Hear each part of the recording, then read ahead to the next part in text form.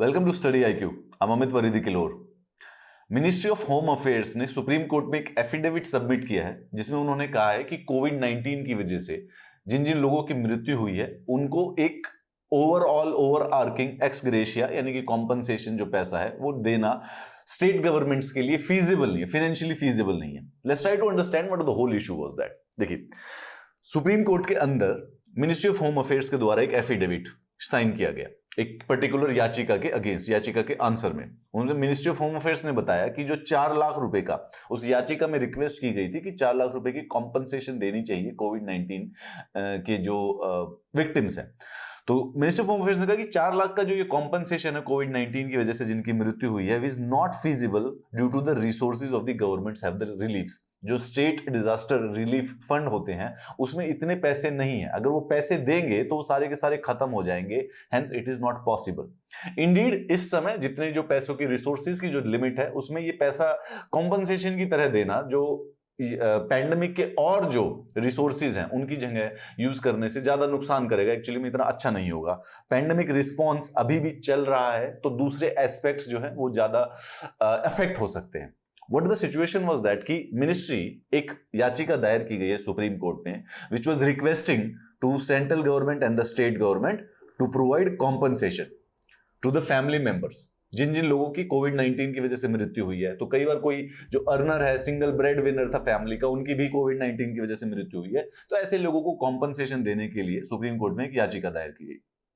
Petition इसलिए file किया गया था क्योंकि डिजास्टर मैनेजमेंट एक्ट जो कि 2005 में, अब this is a very very important act, ये हमारे सिलेबस में यूपीएससी के पेपर 3 के सिलेबस में लिखा हुआ है, इस एक्ट को पढ़ना जरूरी है पूरे के पूरे।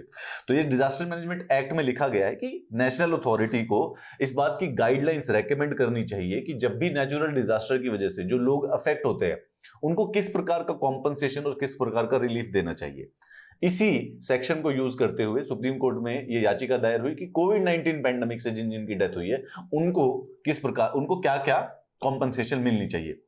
अब सवाल यह है, इसी बात पर जो मिनिस्ट्री है या फिर जो गवर्नमेंट है उनका यह कहना है कि इस समय रिसोर्सेज स्कार्स है, काफी कम है।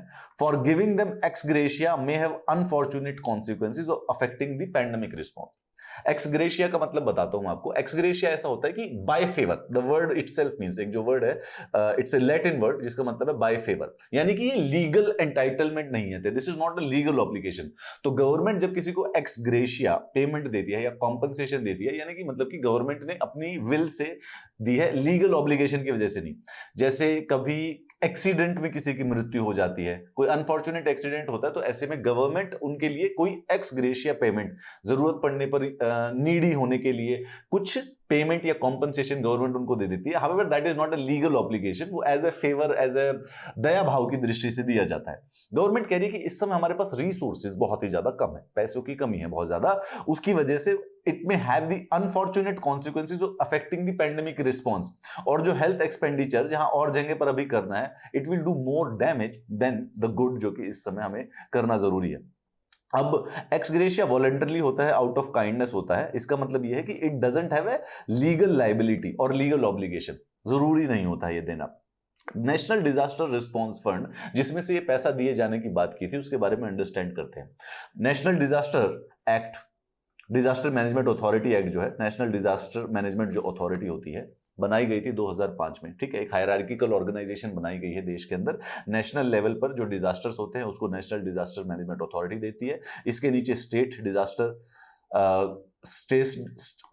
डिजास्टर मैनेजमेंट अथॉरिटी होती है और उसके नीचे होती है डिस्ट्रिक्ट डिजास्टर मैनेजमेंट अथॉरिटी।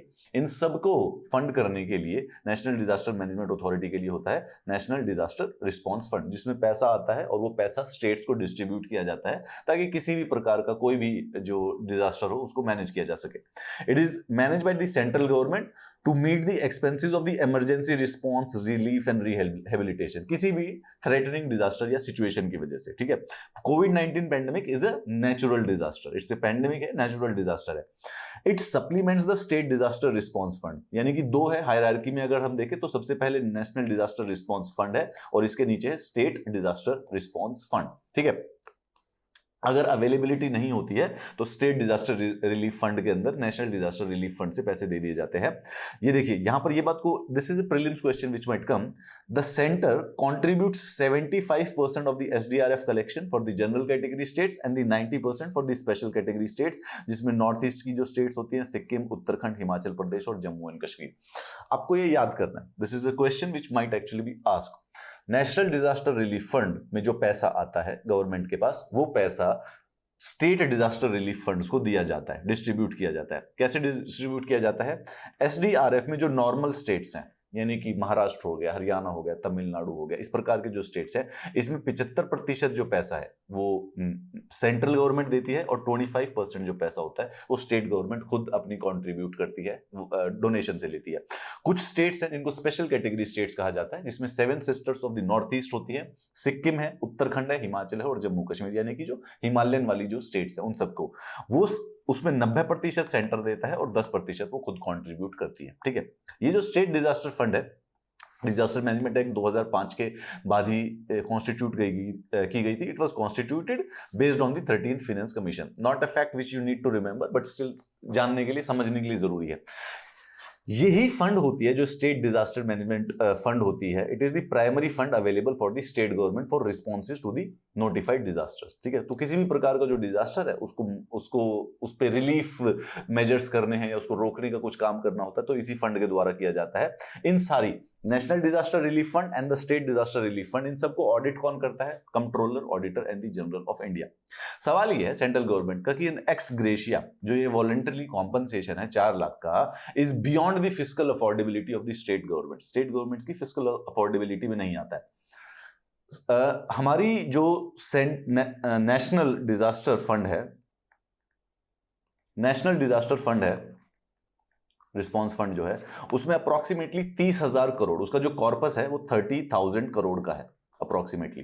ठीक है, अराउंड 4 लाख से अधिक लोगों की मृत्यु हो चुकी है उसकी वजह से, क्या कहते हैं, कोविड-19 पैंडेमिक की वजह से। और हर एक को अगर 4 लाख रुपए का बेसिकली कॉम्पनसेशन दिया जाए तो कितना खर्चा पड़ेगा? अगर हम इसका अंदाजा लगाएं, 2.5 सैकड़ा, 1000, 10,000, लाख, 10 लाख, करोड़, और उसके बाद यहां पर 30,000 और जोड़ दीजिए, तो इतने पैसे इस समय हमारे पास नेशनल डिजास्टर रिलीफ फंड में है, जिसको हम यूज कर सकते हैं पैंडेमिक से निपटने के लिए। और 4 लाख, इकाई 2.5 सैकड़ा, 1000, 10,000, लाख, इंटू इकाई 2.5 सैकड़ा, 1000, 10,000, लाख, अरे बाप रे, 10 इंटू 10, ऑलमोस्ट, मतलब क्या कहते हैं, सारा का सारा जो पैसा है, मोर और less, basically the thing is that कि फाइनेंशियल फिजिबिलिटी का सवाल आ जाता है अगर वो कॉम्पनसेशन देने लग जाते हैं। Already the finances of the state governments and the central governments are under severe strain due to the reduction in the tax revenues and increase in the health expenses on the account of the pandemic. Hence, क्योंकि ये legal entitlement नहीं है तो इस समय possible नहीं हो पाएगा। The case अभी भी सुना जा रहा है, what the Supreme Court decides is the something, but the question is that कि this is an executive decision. इसमें जुडिशरी को बेसिकली कोई खास रोल नहीं है। जो नेशनल डिजास्टर रिलीफ अथॉरिटी है, नेशनल जो डिजास्टर मैनेजमेंट एक्ट है, ये एक एग्जीक्यूटिव के एक्शन है, एग्जीक्यूटिव के हाथ में है, तो इसमें जुडिशरी वैसे in general due to the separation of the power intervention करती भी नहीं है। अब इसी केस को सुना जा रहा है, depending on the reply off the central government, अगर सुप्रीम कोर्ट को लगता है कि वो सही है तो उसी प्रकार से आगे डिसीजन आएगा। In case you need the PDF of this class, this is the telegram channel that you shall join, जहां पे आपको नेक्स्ट क्लासेस के notifications also and some funny conversations भी कभी-कभी मिल जाती हैं। You can also hit me on any of the social media of your choice. I'll see you in the next class. Have a nice day.